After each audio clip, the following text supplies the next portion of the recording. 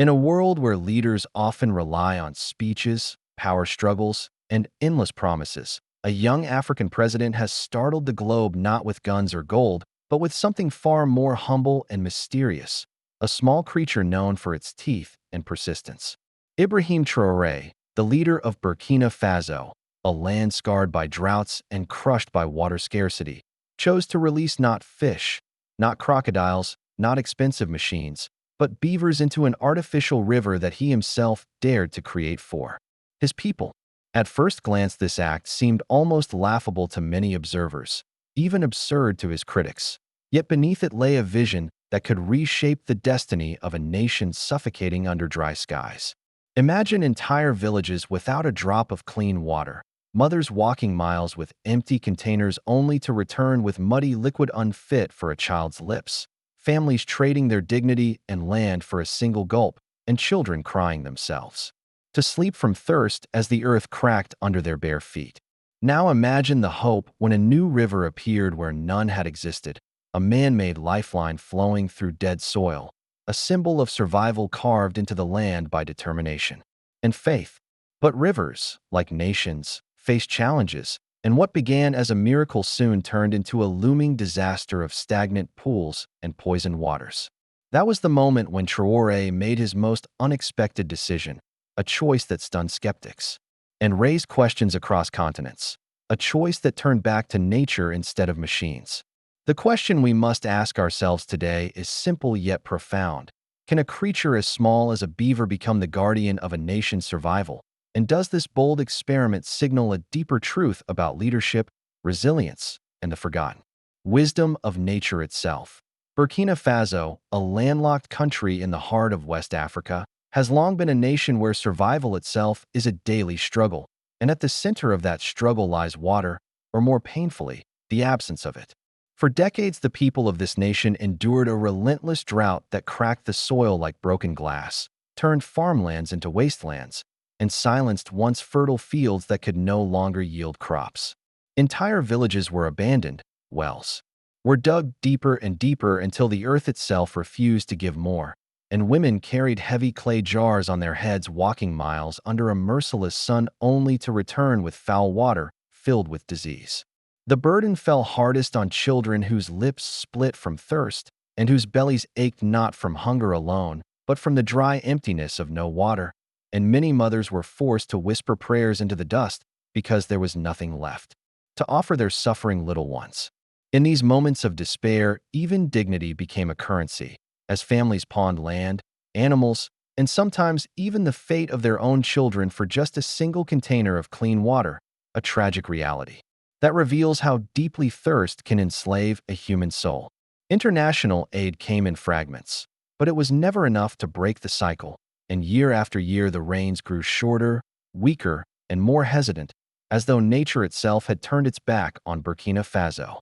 From this desolation rose a young soldier named Ibrahim Traoré, who had seen enough of hopeless promises and empty speeches, and who believed that his nation could not survive without bold, almost unthinkable action.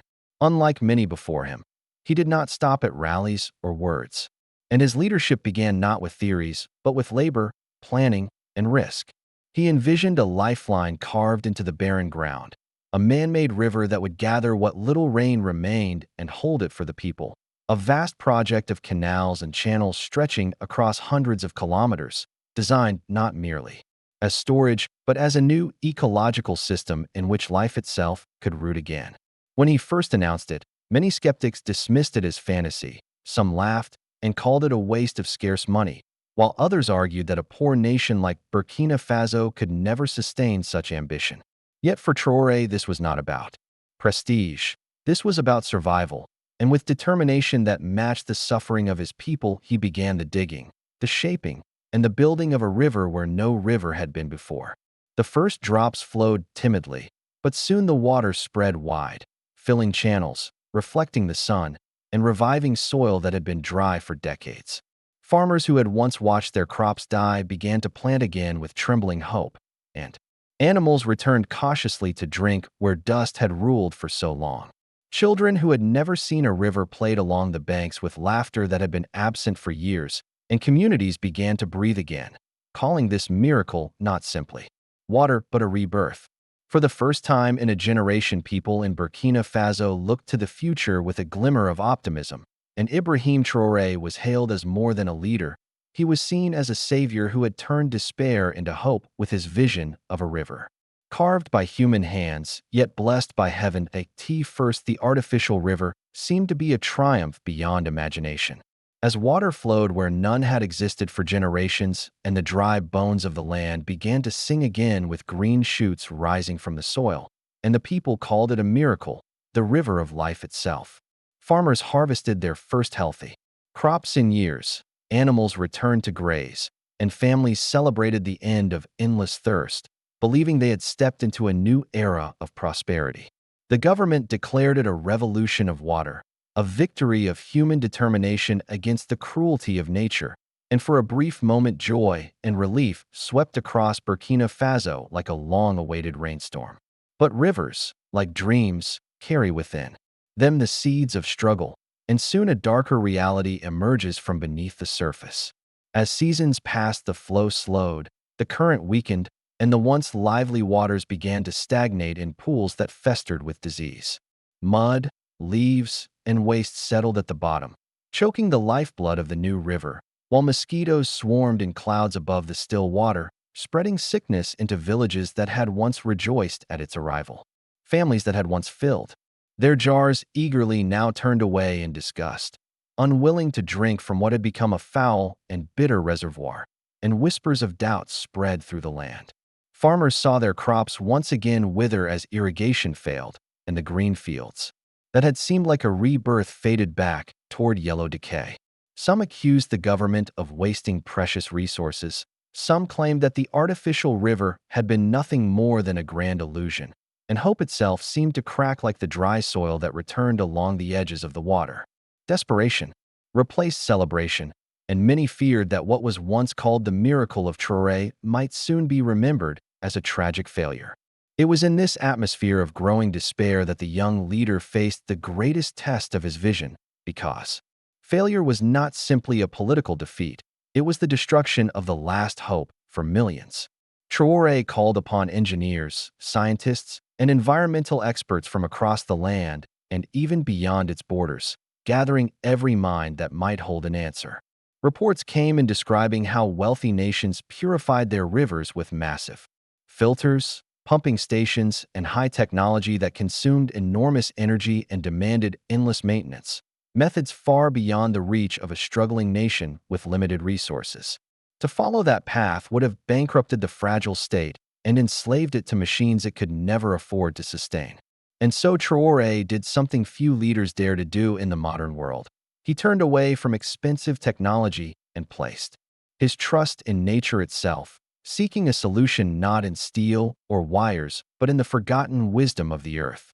He challenged his experts with a simple instruction: we will not burden the soil with machines, we will not suffocate our land with more weight. Instead, we will give the earth space to breathe and allow it to heal. At first, even his advisors hesitated, for such an idea seemed reckless. But Traore's determination never faltered, and he demanded that they look deeper into the mysteries of nature for a cure. Out of that search came a revelation that shocked everyone, a creature known to some as destructive but to others as the silent engineers of creation, the beaver. The suggestion to introduce beavers into the artificial river seemed almost laughable to many, absurd to the villagers who had never seen such an animal, and incredible to the outside world that dismissed it as naive. Yet behind this odd choice lay a daring philosophy, that perhaps the wisdom of survival was hidden not in human machines, but in the ancient labor of creatures who had been shaping waterways since before empires rose or fell. This was the turning point, the moment where Ibrahim Traoré placed the future of his nation into the small paws and sharp teeth of an animal that most of the world ignored. And in doing so, he made one of the boldest and most controversial decisions in modern African history. When the first beavers were released into the artificial river, the reaction was mixed, as villagers laughed at the strange furry creatures gnawing at tree trunks, and many skeptics shook their heads, believing that such small animals could never save a dying river. Yet within weeks the miracle began to reveal itself in silence.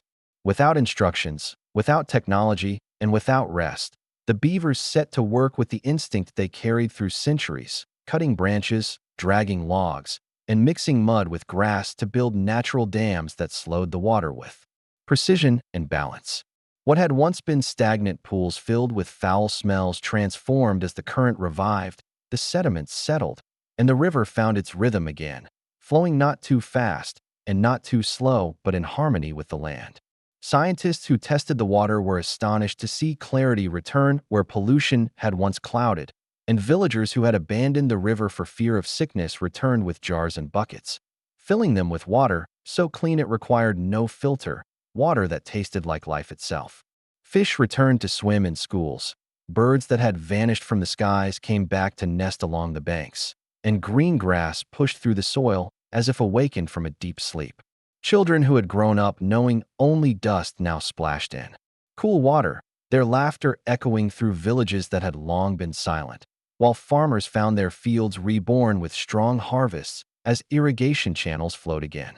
For the people of Burkina Faso, this was not just nature at work. It was proof that hope could be restored in ways they had never imagined, and their gratitude toward Traore grew into reverence, with many calling him a savior who had listened to the earth when all others ignored it. Politically, the impact was profound. As critics who had once mocked the project fell silent, opposition voices softened, and even international observers began to look upon Burkina Faso not as a land of endless despair, but as a nation of innovation rooted in simplicity. Schools began teaching about the beavers as nature's engineers. Murals and posters celebrated their role in national survival, and a sense of pride spread through the population, a belief that their country could rise on its own terms without always bowing to foreign powers or expensive technologies.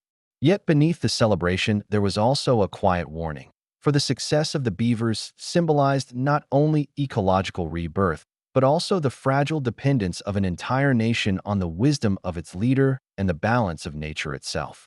If the river flourished, Traore's position would be strengthened beyond question.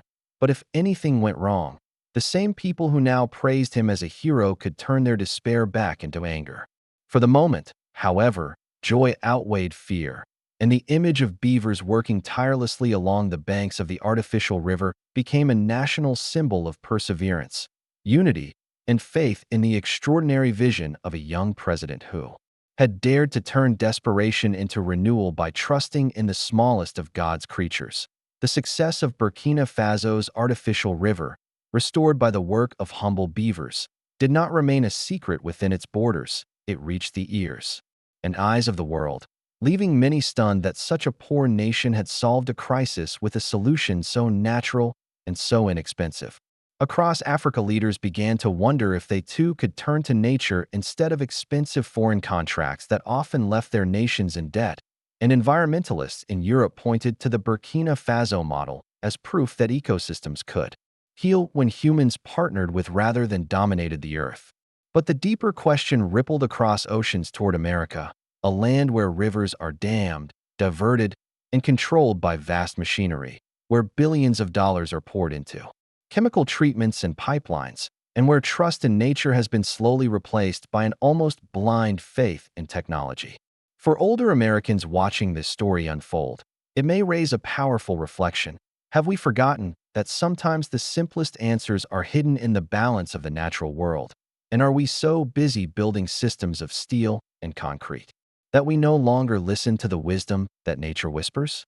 If a young African leader with scarce resources could trust in an animal to revive his nation's hope, what does that say about the choices made by wealthier nations with endless means, yet growing environmental crises?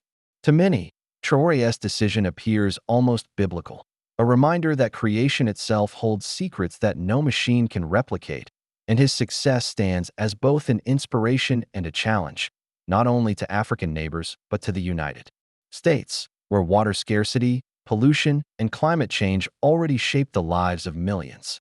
For Americans over 60 who remember cleaner rivers, fresher air, and simpler times when life felt more connected to the land, the story of Burkina Faso may awaken both nostalgia and a warning, for perhaps the future survival of nations will not depend on building bigger machines, but on rediscovering smaller truths already placed in nature's hands. From a land of cracked earth and thirsty children to a nation where water flows again and hope has been reborn. The story of Burkina Faso under Ibrahim Traoré is more than a tale of survival. It is a reminder that leadership is measured not only by strength or speeches, but by the courage to listen to the quiet wisdom of nature. In choosing beavers over machines, simplicity over extravagance, Traore showed the world that sometimes the smallest hands carry the greatest power to heal. Yet the question remains for all of us, especially for those of us in America. Do you believe that President Ibrahim Traoré's national reform strategies are truly effective? Or is it too soon to place such trust in one man, and should we instead prepare for someone else to succeed him in guiding this fragile rebirth? For many of you watching, especially those who have seen decades of promises broken by leaders who spoke loudly yet acted little, the skepticism is natural, but so too is the yearning for genuine change wherever it may be found. The lesson of this story is not confined to Africa. It stretches across oceans and generations, reminding us that progress is not always built in factories, but sometimes in rivers, forests, and the patient labor of creatures that live closer to the earth than we do. If a young president in one of the poorest nations on earth can awaken life with nothing but courage and faith in the natural order, then surely the wealthiest nations must also pause and ask whether they are building futures on solid ground or on illusions of endless control. The people of Burkina Faso drink again, their children laugh again, and their farms live again. Yet their journey is fragile and their future uncertain, and that is why their story matters to us all. Please share if you feel that you are one of the first to know about and support President Ibrahim Traoré, and subscribe if you believe that the truth is more important than the headlines, because stories like this are not just about Africa. They are about the choices every nation must make before it is too late.